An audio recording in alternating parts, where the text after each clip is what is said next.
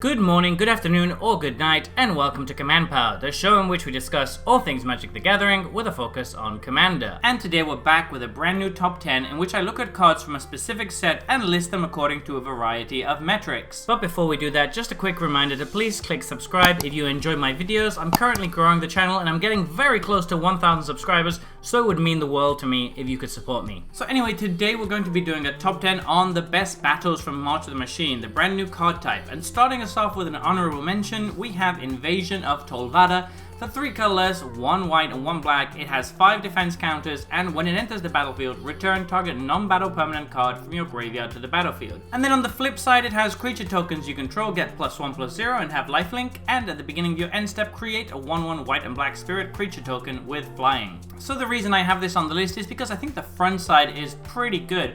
Getting to reanimate any permanent for 5 mana is quite solid. We've had that effect before, and it's not overcosted. This is basically more or less what it should cost. So you're not overpaying for the first half, and then obviously 5 counters is a lot, but you should be able to flip this fairly easily, and once you do, you get a pretty strong effect. On the second side, you're getting a 2/1 flyer lifelink at the end of each one of your turns, but of course if you have any token synergy, this just goes up exponentially. So in any kind of white-black aristocrats deck, this should be really solid because you're presumably going to have quite a few tokens, and this is going to give them all lifelink and +1/+0, which is not insignificant. So a little bit more niche than some of the other better battles, but still a very strong effect. Moving on to our second honorable mention, we have our only colorless battle in Invasion of Ravnica. For 5 colorless, it's a battle with 4 defense counters, and when it enters the battlefield, exile target non-land permanent an opponent controls that isn't exactly 2 colors. On the flip side, it's Guildpact Paragon, a 5/5 artifact creature construct with whenever you cast a spell that's exactly 2 colors, look at the top 6 cards of your library. You may reveal a card that's exactly 2 colors from among them and put it into your hand. Put the rest on the bottom of your library in a random order. So the reason I really like this one is I think the front side is pretty solid. The fact that it's a colorless card that can deal with the vast majority of permanents in play is really solid, and I think it's going to be particularly good in red and black, which have trouble dealing with enchantments, so this is a nice option for them to have. On the other side, it's actually very good as well. If you're playing a deck that focuses heavily on 2 colors, such as a lot of 2-color decks do, then this is going to draw you quite a few cards, and it's not just drawing, you're getting selective card draw every time, which is great. I see it as being particularly good in something like General Ferrous Rockiric, which is going to absolutely love this card, seeing as almost entirely every card in the deck is going to trigger it. Next up in our honorable mention, we have Invasion of Gobokan. For 1 colorless and 1 white. It has 3 defense counters, and when it enters the battlefield, look at target opponent's hand. You may exile a non-land card from it. For as long as that card remains exiled, its opponent may play it. A spell cast this way costs 2 more to cast. And on the flip side, it's an enchantment, Light Shield Array. At the beginning of your end step, put a +1/+1 counter on each creature that attacked this turn. Sacrifice Light Shield Array. Creatures you control gain hexproof and indestructible until end of turn. So I quite like this. I think it's a good card, but I think it's been a little bit overrated by some people so far. A lot of people have got this as one of the best cards in the set. I think it's okay and probably very good in the right deck. However, the front side is pretty meh. We don't really usually want to be playing those kind of effects in Commander. The flip side is what you're playing it for, but even then, it is a little bit conditional. Hexproof and indestructible is obviously great, but having that on board means that people can see it coming and they can just remove this enchantment before you have a chance to use that ability. And the other +1/+1 effect is, again, okay, but seeing as you're going to want to be using it on go wide strategies, it might not be as easy to get it as you think, because it only works for creatures that have attacked that turn. That means the creature needs to have survived combat, which tokens don't necessarily always do. All of that said, I do think it's a strong card, and I definitely think it's going to see play. I just don't think it's one of the top ones in the set. Moving on to our number 10 proper, we have Invasion of Zendikar, which was the first battle spoiled. For 3 colorless and 1 green, it has 3 defense counters, and when it enters the battlefield, search your library for up to 2 basic land cards,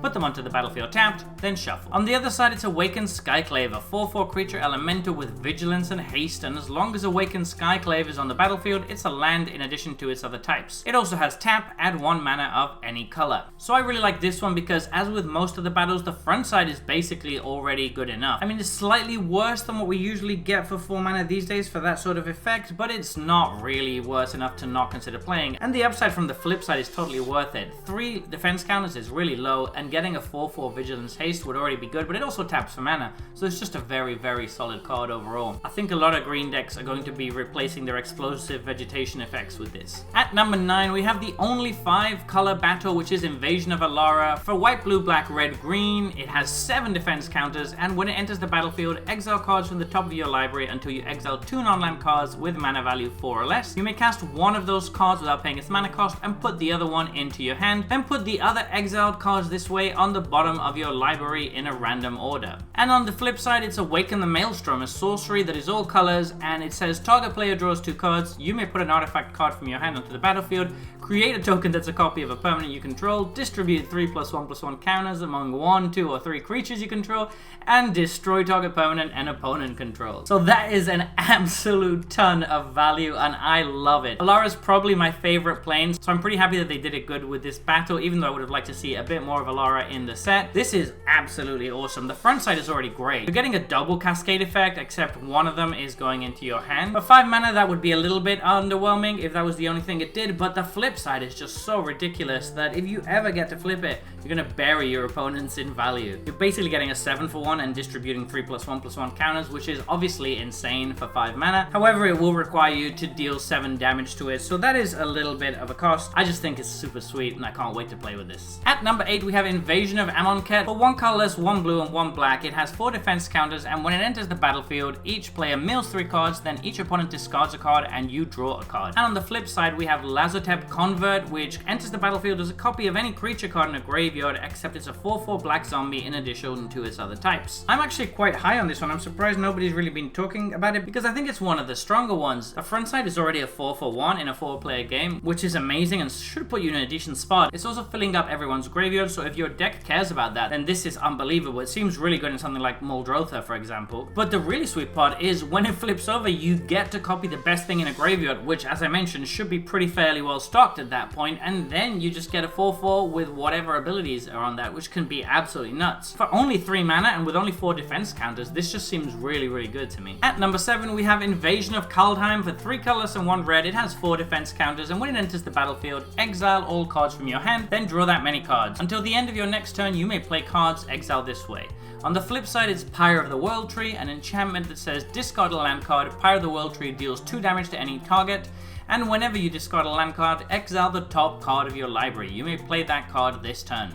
I've seen people be very high on this card as well. I don't think it's as good as some of the other cards here, particularly the front side. I do really like the back side though. The front side seems fine, although it is a little bit high risk, since if you hit a bunch of expensive stuff, you might not even be able to play all of it, even considering that you can play them for 2 turns. However, it can be a good way to refill your hand later on in the game. I do think it's going to be decent, but the real meat of the card is the Pyre of the World Tree. I think that's really solid. The fact that you get to really smooth out your draws late game. Whenever you draw extra lands, you can just pitch them to this, deal 2 damage to anything, and then exile an extra card that you can play this turn. This is just really good, and there's no limits on how many times you can use it, so I think it's really solid, particularly if you're playing with any deck that wants to get lands into the graveyard. At number 6, we have Invasion of Innistrad. For 2 colorless and 2 black, it has flash and 5 defense counters, and when it enters the battlefield, target creature an opponent controls gets -13, -13 until end of turn. And then on the other side is Deluge of the Dead. It's an enchantment that creates 2/2/2 black zombies when it enters the battlefield, and for 2 colorless and 1 black, we can exile a card from a graveyard, and if it was a creature card, you create a 2/2 black zombie creature token. On the front side, it's removal that can get around indestructible. That's pretty good, of course. However, it is a little bit overcosted, obviously, but still, getting to kill a creature with your battle is pretty solid, and it makes it more likely that you're going to be able to then attack the battle. The flip side is not one of the strongest ones, but it's pretty decent. You're getting 2/2/2s, which is not bad, and then you have a little bit of graveyard hate, which is nice to have in most decks. You can turn off a lot of graveyard synergies for your opponents whilst also building your own board, so I think it's pretty solid on both sides. At number 5, we have Invasion of Arcavius. For 3 colorless and 2 blue, it's a 7 defense battle that says when it enters the battlefield, search a library, graveyard, and or outside the game for an instant or sorcery card you own, reveal it, and put it into your hand.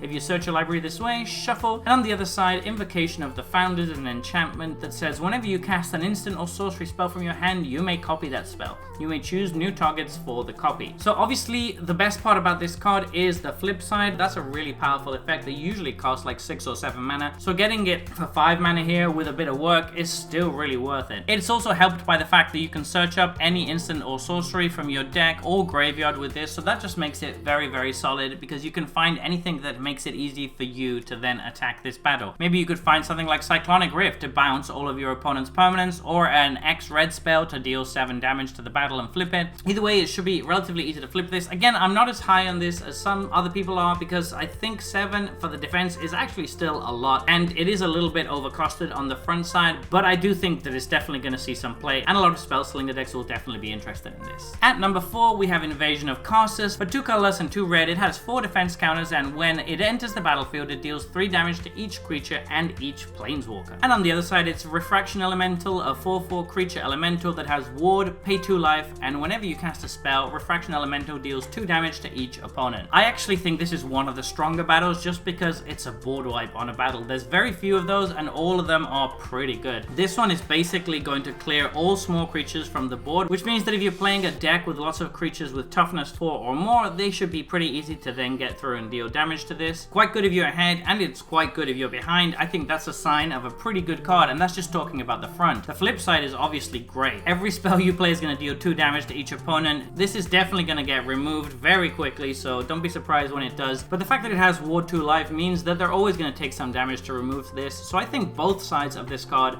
are really good, and this should definitely see quite a bit of play. And now we're entering our top 3, and at 3 we've got Invasion of Ikoria for X colorless and 2 green. It has 6 defense counters, and when it enters the battlefield, search your library and or graveyard for a non-human creature card with mana value X or less and put it onto the battlefield. If you search your library this way, shuffle. And then on the other side, it's Zilotha, Apex of Ikoria, a legendary creature dinosaur 8/8 with reach, and for each non-human creature you control, you may have that creature assign its combat damage as though it weren't blocked. So there's 2 things that some people seem to be missing when they're evaluating this card. I've seen a few people not mention that it can't search for humans, which is relevant, but it's not the biggest downside. However, it does have a really sweet upside, which is that it can reanimate creatures from your graveyard in green. That's not that common, and putting them straight onto the battlefield is really solid. It just means that even if they kill your win con once, you can just get it back. And as with some of the other good battles, this one helps you flip it more easily because you're adding a creatures to your board, which should make it then easier to attack it. On the other side, it's an absolutely insane beta. I mean, an 8/8 with reach that lets all your creatures deal damage as if they had unblockable is just nuts. So yeah, this is definitely one of the better battles out there. At number 2, we have another green one with Invasion of Shandalar. For 3 colors and 2 green, it comes in with 4 defense counters, and when it enters the battlefield, return up to 3 target permanent cards from your graveyard to your hand. And then on the flip side, it's Leyline Surge, an enchantment that says at the beginning of your upkeep, you may put a permanent card from your hand onto the battlefield. Wow, both of those effects are absolutely nuts. So this is a triple regrowth late in the game, which I don't know about in your meta, but in my meta should be enough to finish most games. You can basically reassemble any combo that's been disrupted, or just get back your 3 best value cards when you're in a race.